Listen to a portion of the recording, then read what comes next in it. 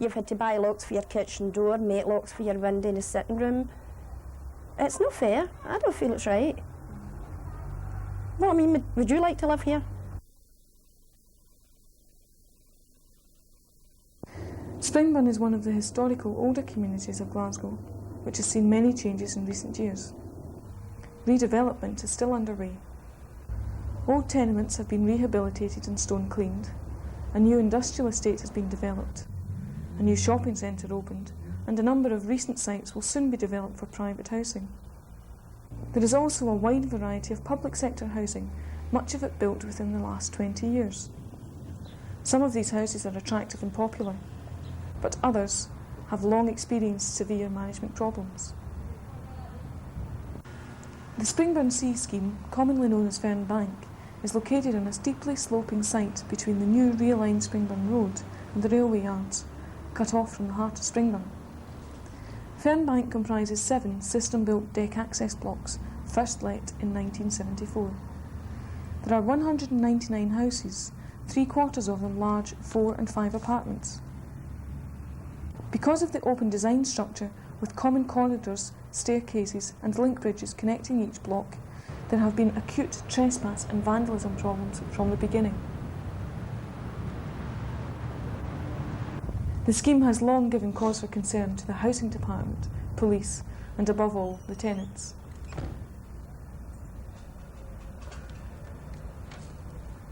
Was it like living here? It's pure hell. Well, I mean, you can never get into your door. Your corridor is always blocked with people. They stand in the buzz, they smoke the joints, they drink. And you name it, they do everything. They actually have the cheek to come in and ask you for a match, to light the joint. And they ask you for a poly bag to put their glue in it. Everybody in this scheme feels that we would either like to see them refurbishing it, which I don't think they've got the money to do, or better still, giving all the families a house out of this area. Because I think some of them's 10 years in it, and if you were in jail you'd have done a life sentence and been out. I don't think the problems of policing this area are any different from any other areas where there is social deprivation. I believe some years ago there was serious problems here, but this was in common with other such areas. The Chief Constable recognised this and in 1983 initiated community policing projects, of which this area is one. Since December 1983, 2 policemen have been working in this area as community project officers. I mean, you've got to live here. We've lived here 10 years, and as I say, you're paying full rent and rates, and you're getting nothing done. My only experience was my grandson. He was 2 months old at the time and needed doctor's attention. And I phoned the doctor at 2 o'clock in the morning. He says he would pay him a visit. 5 o'clock I had to phone back again. The doctor says he couldn't come just now as he was waiting for a police escort. You're fear at night. The past week there have been 3 houses broken into.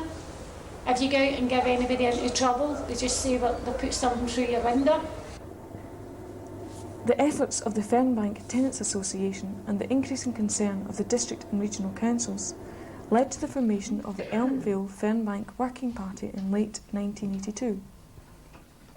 A series of reports to the North Area Management Committee and the Springburn Joint Member Officer Coordinating Group culminated in the District Council approval in May 1984 of proposals for the improvement of Fernbank.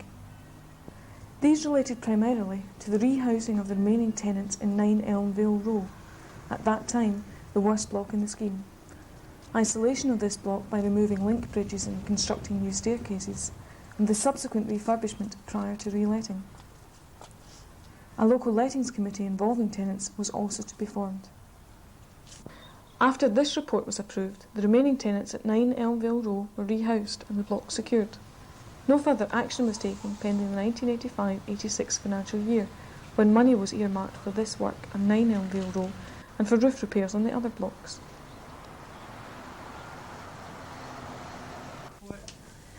Meanwhile, the Working Party continued to meet regularly and a community flat was opened. Area budget expenditure ensured some improvements to the security, corridor and stair lighting and play facilities. Both the Parks and the Cleansing Department have played a crucial role in improving the environment. Landscaping of the new roadworks has also been completed. So the scheme now looks much better externally than it did several years ago, but the social problems are escalating. The big large hoppers that are in these bin rooms are about 6 feet, and they're a problem because as people are, you know, general life, people can't always manage to the bin rooms. They send their children along, small children, and they can't reach these big high, so they just dump the litter. Tenants as well are afraid sometimes when they open these big dark bin rooms. There are no lights in them, never has been, and when you open the doors, sometimes the rats are jumping out, and people are frightened, so they just drop the rubbish and quickly run away. Well, the catalogue, they refuse now to deliver my goods. In one particular firm, you have to go and collect the items yourself. Anything from weightlifting to bikes or whatever I've ordered, the only way I will get them is collecting myself. Because I have it in black and white, they will not come into the scheme as a no-go area for them. Unfortunately, they had personal harassment for myself. My family feel it very much. My son has had to leave home because he can't come out and in past the boys. I have been had water thrown at me. So there has been all these problems. Since my time as a senior housing assistant at this office, there's been a rapid deterioration at 34 Rather Drive. It's been increased since 9 Elmvale Row has been cleared. The problems that were related to 9 Elmvale Row have been transferred to 34 Rather, mainly the breaking in of the void properties, empty houses, corridors being vandalised. Not only are the social problems increasing, but serious structural problems are now emerging. The roofs cannot be repaired and asbestos has been found. John Wright, of the Architects Department, explains. Early in 1984, the Architects Department was asked by the Housing Department to ascertain what repairs were required for the flat roofs in the Fernbank area due to severe water penetration problems. Following a comprehensive survey, it was discovered that due to the vandalism on the roofs, the existing roof fabric would require to be completely replaced. We were then asked to prepare a scheme which would give a high level of vandal resistance, and to this end we designed a pitch roof design which was costed at £700,000. Last year, a further problem developed, and asbestos was discovered in the corridor ceilings and also several panels inside the houses. To remove the damaged panels and encapsulate the remaining panels would cost approximately £250,000. The tenants would also require to be decanted for a day or so while this work was being carried out. We also feel that in the Fernbank development, because of the high level of vandalism, any contractor would have major problems completing any contract work. The main problem was the roofs. Water coming down through the roofs, through water penetration, also the dampness through the walls. I've had this dampness for over 5 years, and the house, it actually smells when you go in the door, and the carpets are ruined, the wallpaper won't stay in the wall. I've ruined umpteen beds, I've had to replace them, curtains, blankets, you name it. So saying that the asbestos isn't a health hazard, they say that the dampness will kill you quicker. Well, I'm quite sure 90% of the Elmvale fail through that, because if we've not got asbestos up here, we've got dampness in our houses. I only got dampness last year, but I don't want to be sitting here like tenants 7 and 8 years ago and saying at a meeting, I've had damp for 7 years, I'm not prepared to put up with that. Yes, I'm concerned about the amount of asbestos that is existing in the scheme. As, on the block 4 Ashvale Crescent, on the ceiling panels where the asbestos is, it has been disturbed. We had quite a large meeting when the officials came out to tell us, and they told the tenants not to disturb these panels, and it just seems since then that they've been being vandalised more quickly. On 4 Ashvale Crescent, there's hardly a whole ceiling is away, and as all the tenants there are breathing in these cancerous fumes. In 20 years' time, probably, we'll see the outcome of this. Also, there's pieces of the asbestos, you'll see them lying around the area. The children are picking them up. You think they're chalk, they're quite good for chalking. To provide satisfactory living conditions in Fernbank requires more than just the £1 million to deal with the roofs and asbestos. It is also necessary to isolate the blocks by the removal of link bridges, the related construction of new staircases, and to provide screening for the corridor decks. Improved drying and refuse disposal facilities and a controlled entry system would also be vital features. Costs would total at least £1.5 or £2 million, depending on whether or not 9 Elmvale Row is retained. The buildings will also need to be cladded within the next few years to avoid water penetration from the joints between the cladding panels. This could double the improvement costs. Floris Greenlaw, a Housing Department representative on the Working Party since it began, explains the financial implications for the housing budget. In view of deteriorating water penetration problems and social conditions in the scheme, it is the view both of housing officials and of the Fernbank Tenants Association that 1986-87 is really the latest possible year to start any major improvements. Yet the Springburn office of the Housing Department has an annual planning allocation of not very much more than £3 million. In 1986-87, nearly £2 million of that is committed carry forward on another major project which starts this year. So that leaves out of the total only just over £1 million, which is needed for refurbishment in the Springburn area, for timber infestation treatment and for other major works, including electrical rewiring and several small schemes for safety reasons. So really in 1986-87 there just isn't the opportunity to start any new scheme of anything like the size of the Fernbank project.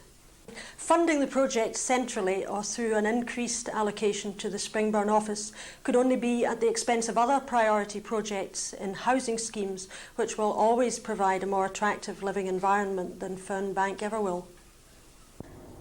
As it has become increasingly clear that the necessary level of finance cannot be found, the Tenants Association representatives on the Working Party have begun to have serious doubts about the ability of the District Council and other agencies to take the kind of radical action required if reasonable living conditions are to be achieved and sustained in Fernbank.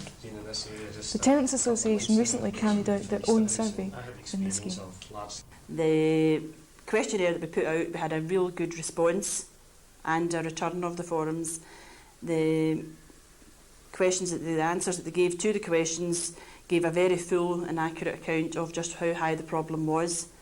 Numbers being of the roof, the walls, the windows, and also ground dampness. The Working Party and the Housing Department have now turned their attention to the various alternative options for the future of the scheme. Peter Mayer, Springburn District Housing Manager, explained these at a recent meeting of the Working Party.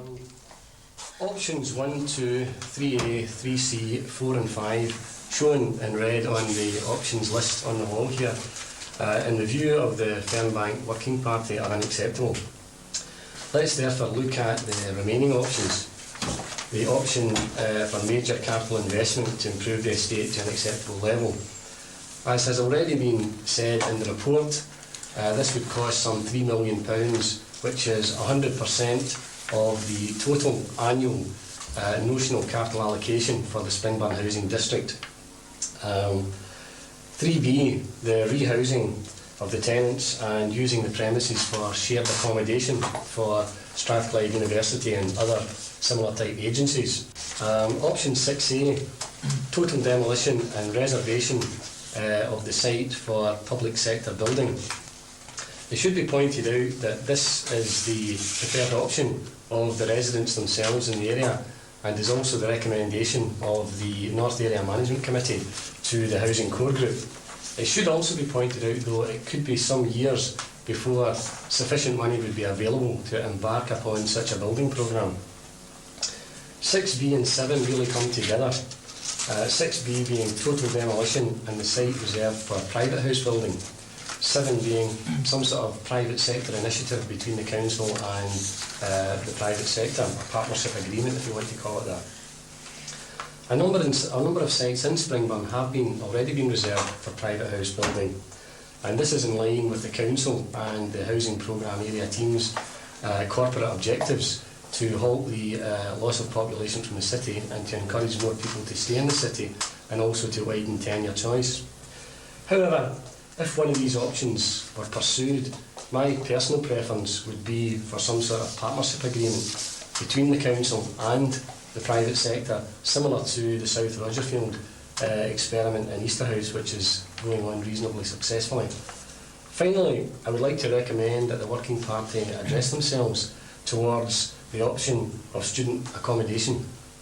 This has the merit of avoiding demolition, provided a much needed facility for the city, and whilst major investment would be required, there would be an income to offset this outlay. Any comments from anyone? I really don't see that partial demolition would work or be acceptable to the Tenants Association.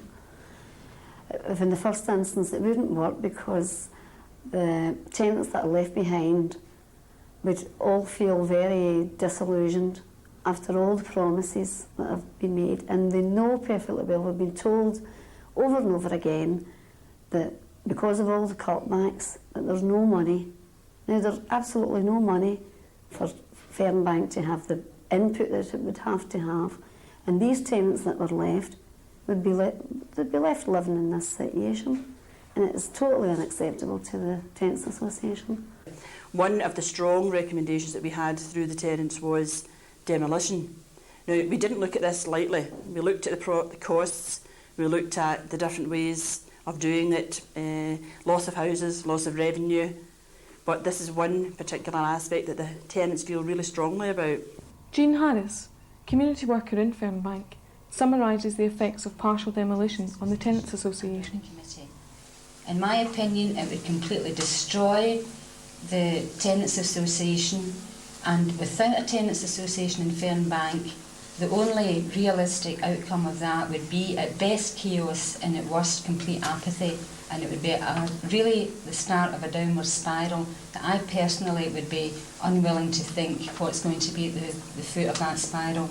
I really think it's a disaster of an area, and I don't think it makes any difference how much money they spend in it. They're never going to change. Excepting for the first few months of my residence here, I've been subjected to harassment and insult from local youths. In fact, on 2 occasions, I've had to flee for my life from heavy stoning from local youths. My house, I have had to make like a prison cage with wire mesh on the inside of the window frames.